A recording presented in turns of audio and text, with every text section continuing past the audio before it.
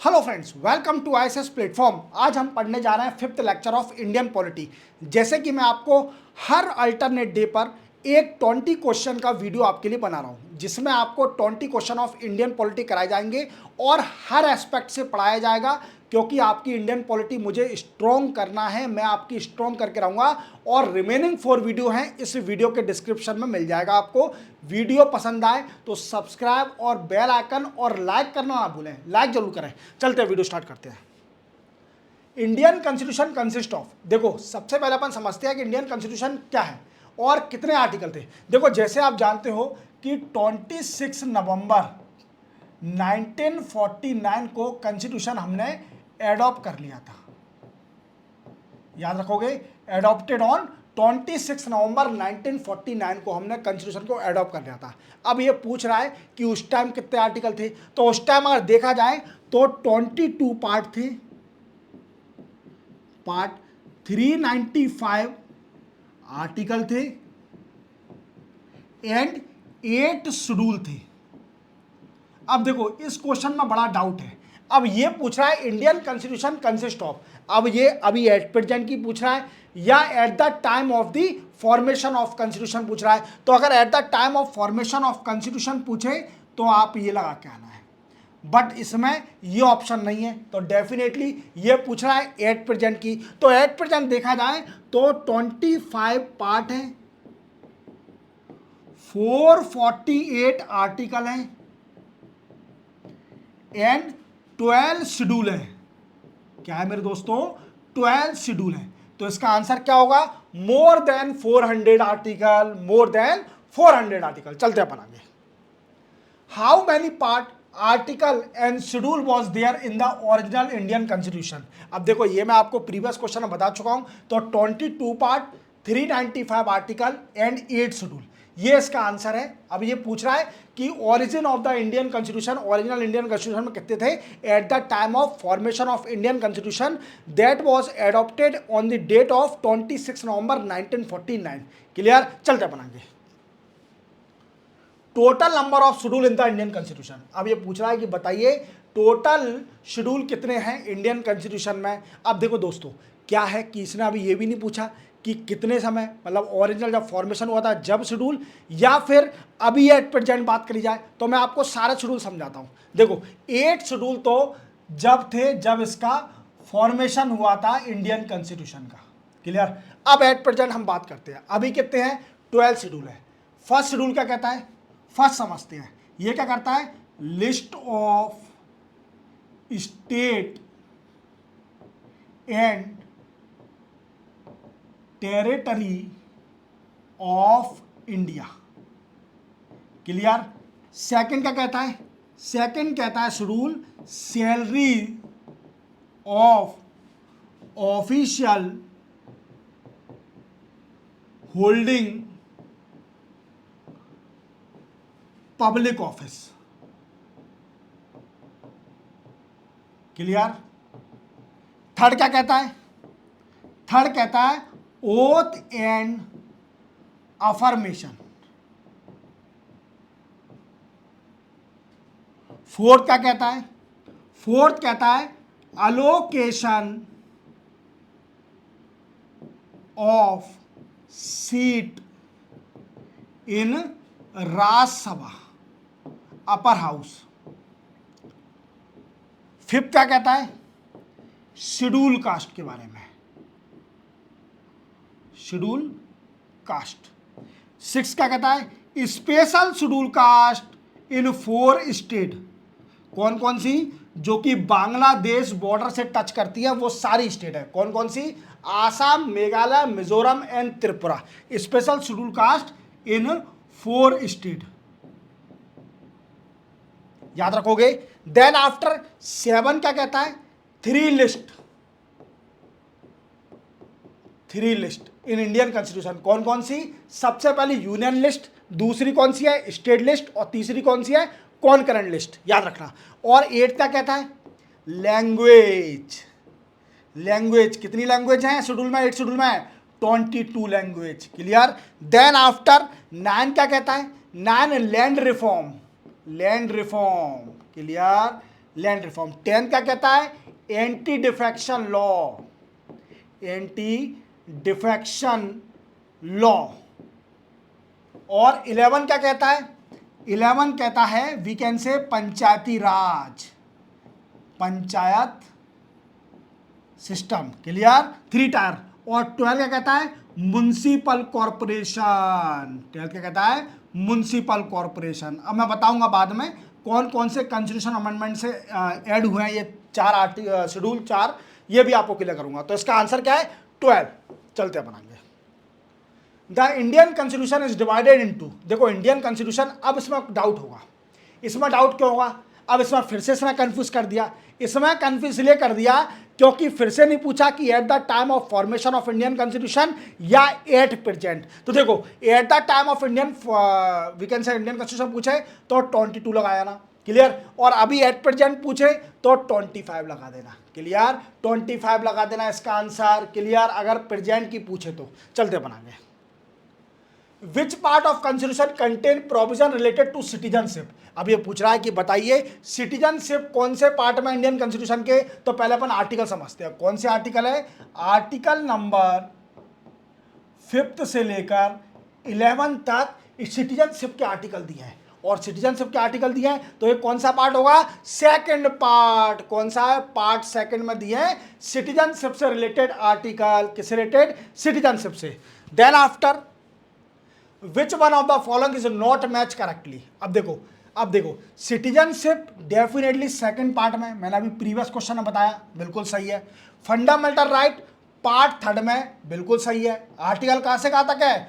12 से लेकर 35 आर्टिकल तक। क्लियर? देन आफ्टर स्टेट, ये भी सही है, part 6 of constitution. But fundamental duty है वो पार्ट 4A नहीं है। वो कौन सा है? वो पार्ट 4A है, पर यहां पर दिया है पार्ट 6A। कौन सा? पार्ट 4A है फंडामेंटल ड्यूटी। और कब ऐड हुई थी ये भी याद रखना। आप सबसे पहले कमेटी समझते हैं, स्वर्ण सिंह कमेटी। कौन सी कमेटी बनी थी? स्वर्ण सिंह कमेटी। और फंडामेंटल ड्यूटी कहां से लिया अपन ने? यूएसएसआर से। व्हाट आई मीन्स, रशिया से हमने, क्लियर, बोरो करी है। इवन अब इसके बाद कब ऐड हुई हमारे कॉन्स्टिट्यूशन में?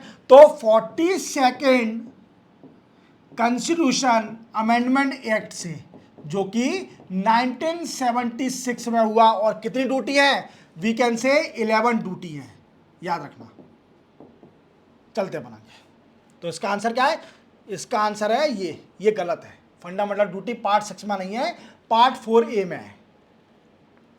विच part of our constitution envisages a 3 tier system of panchayat. अब ये पूछ रहा है बताइए पंचायत कौन से पार्ट में है? तो आपको याद है 72 कॉन्स्टिट्यूशन अमेंडमेंट एक्ट। क्लियर? 1992 कौन सा? 72nd कॉन्स्टिट्यूशन अमेंडमेंट एक्ट 1992 में ये पंचायती राज ऐड हुआ। इवन इसको शेड्यूल भी दिया गया। कौन सा? 11th शेड्यूल भी ऐड हुआ, याद रखना। क्लियर? और कौन से पार्ट में? पार्ट नंबर 9 में है। कौन से? पार्ट नंबर 9 में है पंचायती राज, याद रखना। क्लियर? चलते बनाएंगे। और पार्ट 9A कौन सा है ये भी जान लो। पार्ट 9A ये है कोऑपरेटिव सोसाइटी। कौन सी है? कोऑपरेटिव सोसाइटी, याद रखना, ये इंपोर्टेंट है, याद रखो। Which part and chapter of Indian Constitution deal with legislative relation between union and state? अब ये पूछ रहा है कि बताइए कौन सा पार्ट और चैप्टर रिलेट करता है लेजिस्लेटिव रिलेशन बिटवीन यूनियन और स्टेट। क्लियर? तो वो है पार्ट 11 और चैप्टर नंबर 1। क्या है ये? चैप्टर नंबर 1 रिलेट करता है लेजिस्लेटिव रिलेशन। बट मैं तो डिटेल में बताऊंगा सर आपको। ये चैप्टर 2 किससे रिलेट करता है? Chapter 2 we can say part 11 और चैप्टर 2 रिलेट करता है administration relation. Administration relation between union and state. Clear. Then after part 12 भी है इसमें, याद रखना पार्ट 12 किससे रिलेट करता है, ये करता है फाइनेंस रिलेशन से। किससे, finance relation between union and state. याद रखना ये पूरे पार्टों को आपको याद रखने पड़ेंगे, इवन आपको बेसिक से पढ़ा रहा हूं, फिर हायर लेवल पर चलेंगे, चलते बनाएंगे।